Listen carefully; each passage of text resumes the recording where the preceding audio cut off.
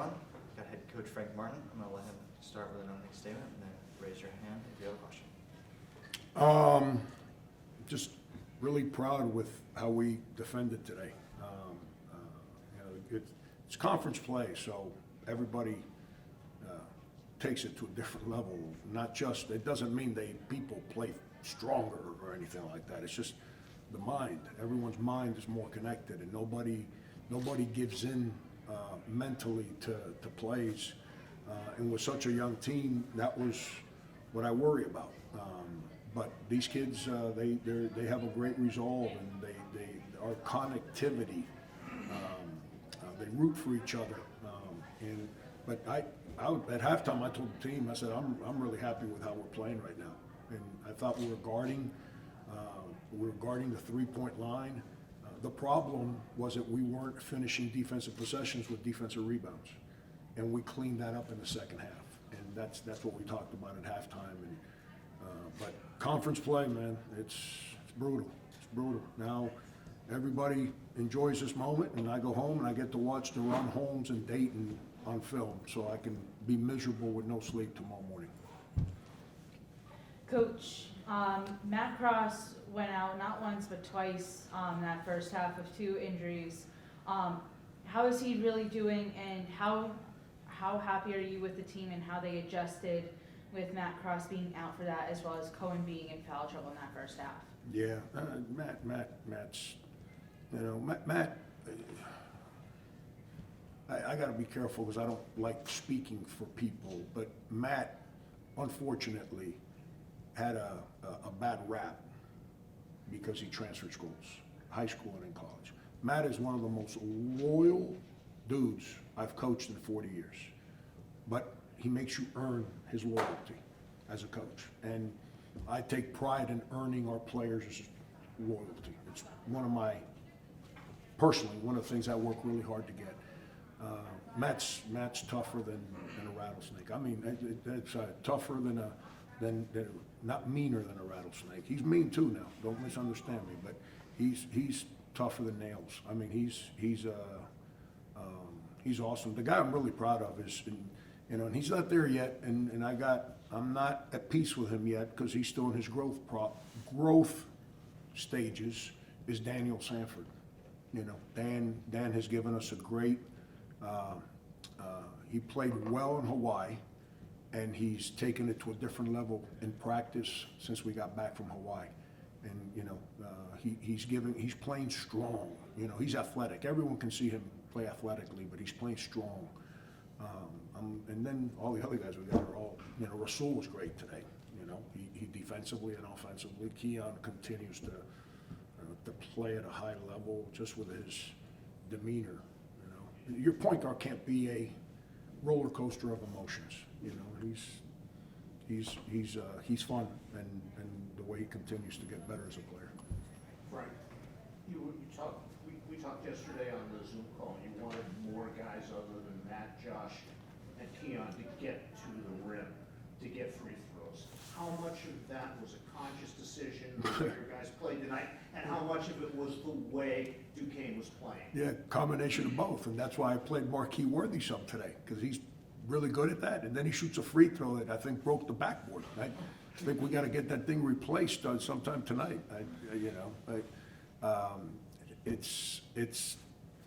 That's important to us. You saw Rasul doing more off the dribble today than just standing around and trying to shoot threes and holding the ball.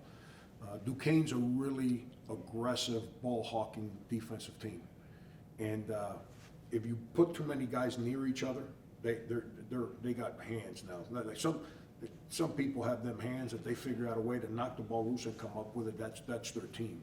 So everything we did today was trying to move the ball and space them to try and drive it. And our guys did. Keon did that. Rasul did that. Marquis did that. Matt obviously does that. So it's now we got to get Josh Cohen going. He's gotten in his own way, and it's my first time coaching him, so I got to figure out whatever obstacle he's put in front of him. He's put it himself. I've got to figure out a way to get that obstacle out of the way. We got to get him going. So when you play a team that spaces, that you try to space offensively so you can get the ball inside, you gotta be able to roll it into somebody. And, you know, we need him to help us there. Okay. Yeah, Frank, I know you've answered this question 100 times from us, but that freshman class, they were rock solid tonight. Can you talk about the impact they've had on the games tonight? Yeah, before I answer your question, I got a former player of mine with his wife in town, and his wife is somehow related to you. Are you married? You got a fiance? They just showed me your picture on the phone and said, yo, so-and-so, Not married. you got a girlfriend? I got a girlfriend, Well, but it's not her. married. Yeah. His wife is related to your Yeah, I girlfriend. met them before. Oh, you did? Yeah. Ask me your question Not again. married. Appreciate that. What was your question again? The freshman class. Oh, They've yeah. been rock solid all year. They were against Yeah, tonight. awesome, man. You know, I just said on the radio, I've answered 100 questions in the last 2 weeks about Keon Thompson, rightfully so. Jalen Curry's going through what Keon went through last year. This is hard, man. College, man, I've seen Derrick Rose, Michael Beasley, Mark Aguirre, Wayman Tisdale, very few that show up to college and they're like, yo, just let's go. The rest of them, their freshman year's a roller coaster. And, you know, Jalen's a good player. Jalen's tough as nails. And he's a confident player. He just has to learn that there's some things that he could do in a high school game that he's not, we can't have him do that right now. It's not time for that. But we need him to play well. And obviously he did that today. So, but all those guys, Marquis' toughness, just aggression. Now he's got to learn how to come up with loose balls. He tends to stand there and wait on the ball. He's got to go get the ball. He's too tough a kid to not go get him. But everyone, Rob Davis, you know, didn't play great today. But he's been awesome for us. Jaden didn't play great today. Had a hard matchup with Jimmy Clark. Jimmy kind of picked on him a little bit. But again, tough, man, tough. Made some great cuts offensively. You know, because sometimes guys cut and they're not committed to the cuts, or they cut at the wrong time. He made some great cuts right when we're in the middle of that run. You know, and he, here's the best part about all those freshmen. They let you coach them. They don't fight coaching, you know, and that's today's day and age. It's hard to find with freshmen now because they want to be coddled, not coached. And they want to be allowed to do what they want to do. And I'm not saying that as a negative. That's the journey between coaching freshmen in college. Now, it used to be the complete opposite. You know, now that's the journey. And so I'm real proud of those guys, man. They root for each other. They root for our team. Coach, 4 players in double digits, you guys continue to move the ball really well as a team. How do you that speak to the team's continued cohesiveness and unity together? Yeah, it's one of the things Jalen Curry, trying to get him to understand. He's used to come ball screen for me, I'm gonna go make a play.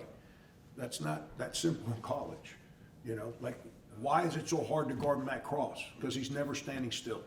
The ball's not standing still and he's not standing still, so he's always moving. So it's hard for the defense to load up to when we're coming for him. And that's what we continue to learn is, I've asked these guys, because we're really young, let's play really disciplined, aggressive defense, and let's play with great pace on offense. That's what I want to, every game, I want to get that done. They're doing that. Now offensively, we continue to be a little bit of a roller coaster, but we're starting to understand, move the ball. Move bodies, move the ball. You know, because if you and I just pass the ball back and forth to each other, that's moving the ball. But if our bodies don't move, the defense don't move. You know, you got to do both, and we're trying to figure all that out. In the second half, you held them without a point for about 6 minutes. How much of that was their defensive effort? How much of it was what you did? I just think defensively we were good today. You know, we've been pretty good all year. You know, Georgia Tech, we were good defensively. Our offense let us down. You know, Harvard, we were really good defensively, and then we tightened up at the end of the game, and we shouldn't have. But, you know, we've been good defensively all year. It's there's a tenacity that and a strength that this team plays with, including the freshmen. For the question that was asked earlier, it's fun to be around. You know, it's fun to be around. But I'm not trying, Duquesne's really good. Like, go look who they've played and look at their score. They're really good. Their coach is one of my favorite people in the business. You know, Jimmy Clark's really good. Day-Day's really good.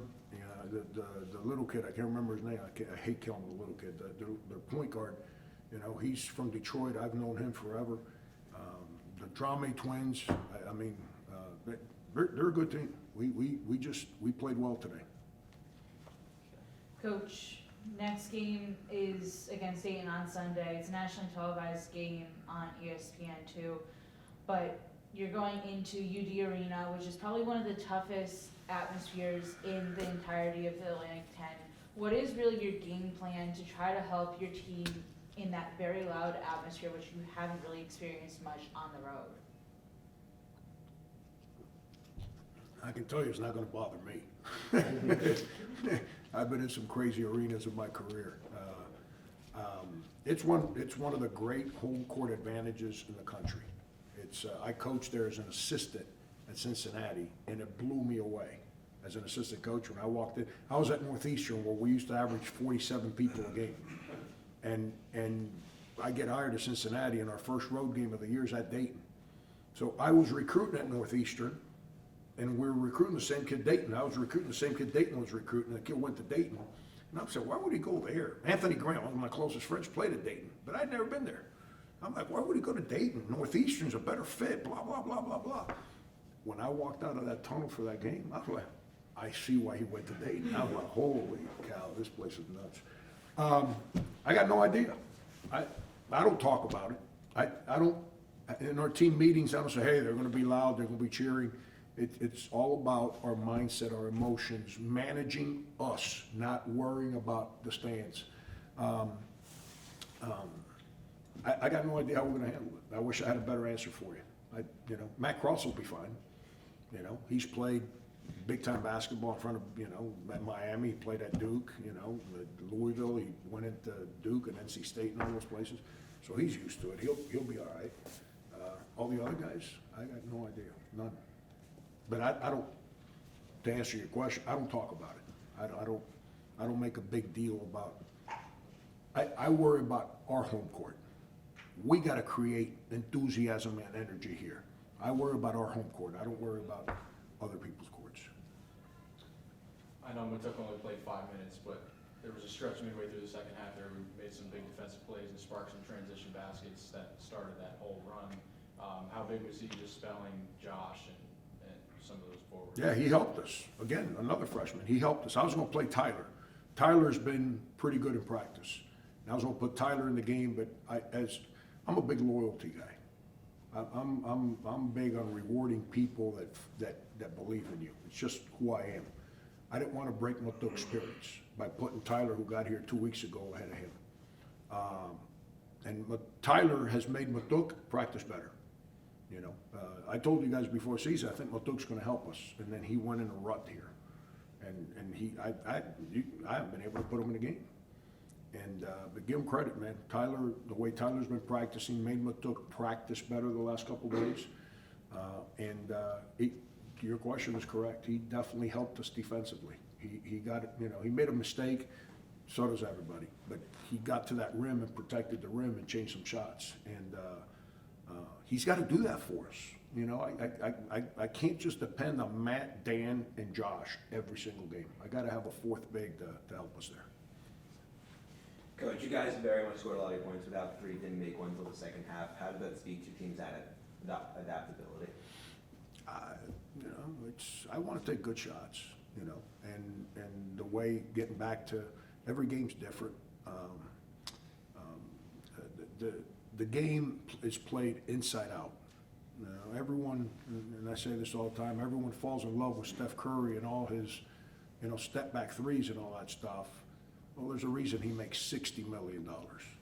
But when he was 20 years old, I saw him play a lot. He didn't shoot step backs. The game was inside out. He played off screens and he took catch and shoot threes. And he made them at a high clip. But as he continued his journey as a player, that's why he makes 60. But Golden State leads the league in used to, they're getting old now, free throw attempts, points in the paint.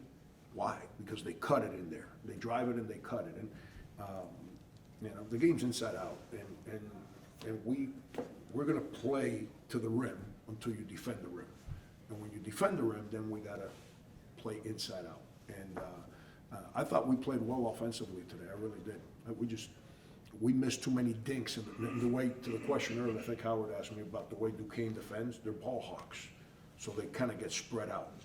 And so we were trying to go at the rim. We're just missing dinks, you know, and you got to convert those, you know, make free throws, but we didn't convert our little dinks in the first half.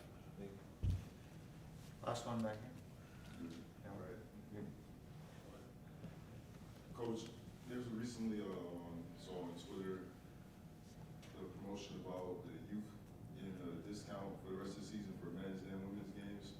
Can you speak on why the athletic department decided to do that, and what you just mentioned about building the community here to come out to the games? How do you feel that process is going so far? Yeah, it's you know, our administration is working really hard to help us rebuild our program across the board.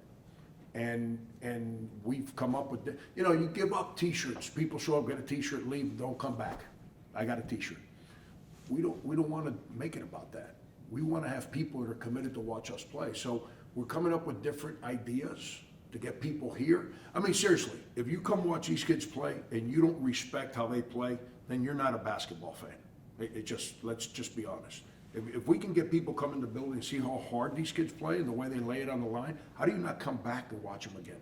How do you not root for them? That's just my opinion. I'm not saying other than that, but our administration with all these ideas in the Siena game, we came up, I say we because we're all on the same team, came up with that idea about $5. So as a parent, you buy a ticket at a regular price, and if you got 3 kids, correct me if I'm wrong, each kid is $5. We had an incredible turnout. We had our second highest crowd since I've been the coach here against Siena on December 30th. And common sense, like, you know, I know Ryan's in here, but his team they didn't ask my opinion, and I'm glad they did it. They sat there and said, holy cow, we got to do this more. We got to get these kids in here. And it's no different than you're coaching. You're trying to maneuver your lineups to figure out what works. You know, like I drew something up on paper, and I was like, I'm going to try that against Duquesne. And the shoot around today, I said, let's do it. And it was so bad, I said, forget it. It looked good on paper, it don't work. That one obviously worked. That promotion worked. So it's a way to get both programs, hopefully, get people to continue to come support us. And we're trying to find new fans. You know, we got a weird, weird's a bad word. Our fan base is really old or don't know enough. And we've got to generate new fans. And so we're trying to get people, it's my job to get our team to play the right way. That's my job, and to go in the community and get players to go in the community. We're trying to do that. Now we got to figure out a way to get people in the building so they can see. If you come to a game and you can't respect how hard these guys play, then then you're not a fan. In the off season, like right before the season, I went to Holyoke. Yeah. Played a playground. There was some, I don't know, organization. Yeah. There was something at Western New England. Are you committed to building a connection with Hampden County? Absolutely. We're trying to find programs in Hampden County that promote, like, there's only so many things we can do, but we're trying to find those kind of programs in Hampden County that we can be a part of. That's why we went to Holyoke, went to Chicopee, went to Springfield, went to Boston, we went to Worcester. We've been to all these communities that have these YMCA's. That's when the one in Holyoke was, Boys and Girls Club. So we're gonna go to whatever's available. It's hard to do it now. But the spring and summer, that's what it's for. And our guys were awesome. That's when I knew I had a good team. Our guys were incredible in those venues. I was like, holy cow, man, these guys like enjoy being around people.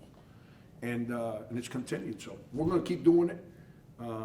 So if you got any ideas of something, you know, I'm send it our way. You know, we'll do whatever we need to do.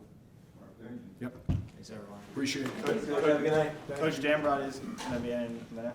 I can't believe you thought I was married.